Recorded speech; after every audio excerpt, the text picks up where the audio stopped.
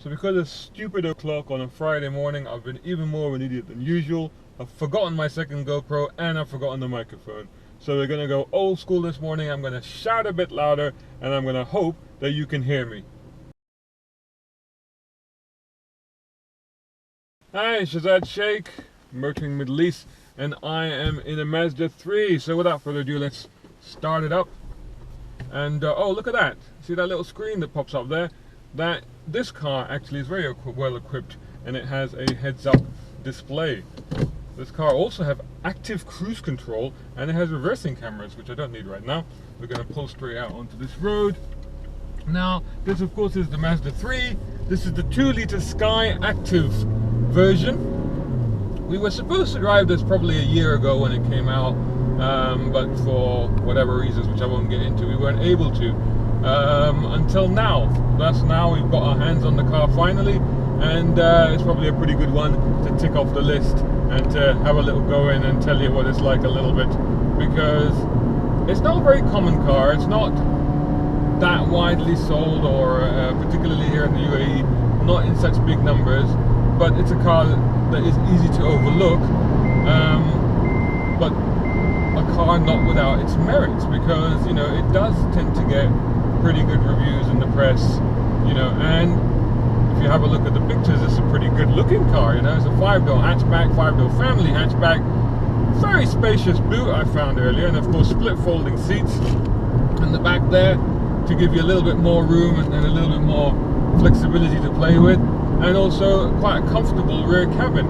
I got into the rear cabin earlier, and again I did the same test that I always do, which is to get get behind this seat, which is of course set for my height, which is you know, 6'1", 6'2", sort of, and to see if I can fit comfortably in there without having to move it forward. No problem at all. Plenty of leg room. Headroom too was very good in this car. Maybe a little bit more foot room I could have done with, but otherwise no problem at all. So coming back to this car, like I said, 2-litre Sky Active 4-cylinder engine, mated to a 6-speed automatic gearbox with paddle shifts. In fact, I think I'm going to use the paddle shifts on this little road here because it's just so much easier to hold the gears. And whoa, I mean, you can that's actually quite a lot of fun. You know, it's a front-wheel drive car. It's putting 148 pounds-foot of torque to the front wheels. It's got 155 horsepower, this thing. So it's not a hot hatch by any stretch of the imagination. It's pretty much your standard cooking 5-door family hatchback.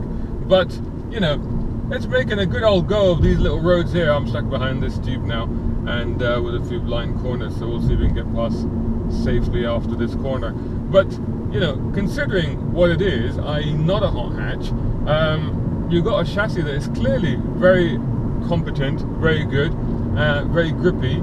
The understeer is not as apparent as you would expect, and it all pulls it together and manages it very, very nicely indeed to give you quite a competent and entertaining drive, as I'm finding right here. Funny thing is, it's very early on a Friday morning today, but even though it's the 1st of September after a very hot August, but bizarrely today the temperatures have dropped a little bit. It's showing me 31, 32 degrees on the dash display, and there's a little bit of drizzle, as you can see, which is a bit weird. Was not expecting that today, but most welcome, because it reduces the temperatures and, you know, freshens up the air a little bit. Sun's not so oppressive today, so the car is actually making the most of the slightly cooler climate, and you know, the grip is there, considering that we are driving in slightly wet conditions. Look at that, we're about to turn the wipers on. How often have I had to do that in these videos here in the Middle East? And but the paddle shifts I find work better on this car because of the 6-speed gearbox. Sometimes tends to hunt a little bit and get a little bit confused, even in normal regular street driving, particularly if you're pressing on. Sometimes for the kick down you have to go to that last inch at the bottom of the accelerator to get it to go down the 2 gears so you can go off. But use the paddles is not a problem at all. 6-speed only, this gearbox, but gets the job done anyway. But steering for me could be a bit more weightier and feel some. Actually feels not too bad. We could do a little bit more, but certainly could do with a little bit more weighting, I think. But then again, you know, it's a compromise here because this is not a hot hatch. This is, as I said, a regular family hatchback. So they haven't set it up as such. But you feel with this car and the grip, the chassis, the ability, the steering, that you know it could handle 210, 220, 230 horsepower, no problem at all. Even in this setup, and it would be quite a jolly old thing to drive and have a little bit of a laugh with. Very comfortable seating position here, good visibility out front. I like this little screen here. It's a bit Mercedes-like, just sitting on top there, just floating like that. Not necessarily as incorporated as you might think. This car, from what I understand, is 88,000 dirhams, which is not a bad price. I don't know if it comes equipped like this because, like I said, this one's particularly well equipped with this nice trim on the seats, and of course heads-up reverse camera, active cruise, 6-speaker stereo, 18-inch rims on this thing. Looks lovely, looks very, very nice actually. A bit different. Dare I say it, almost Italian in a sense, you know, but quite appealing. So at 88,000, what do I reckon as a hatchback? I reckon it's a very good alternative to look at in the market. A slightly different choice to the norm. Put it back into automatic there. And it does have traction control on this side, and it has a few other features as well. Bluetooth up, it's got navigation, stereo is very nice. The ride actually is pretty comfortable.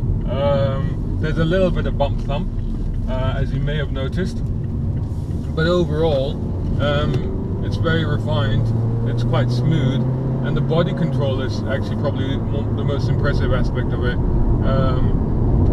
You know, I mean, it's not as tight as a sports car, but considering what it is, it composes itself and conducts itself in a very mature manner indeed.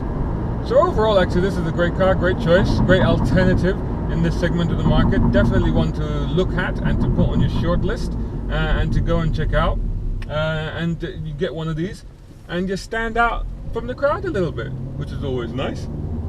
Anyway, check out the full review on motoringme.com as always, and do of course look for us on social media, on Instagram, Twitter, Facebook, where we do a lot of stuff.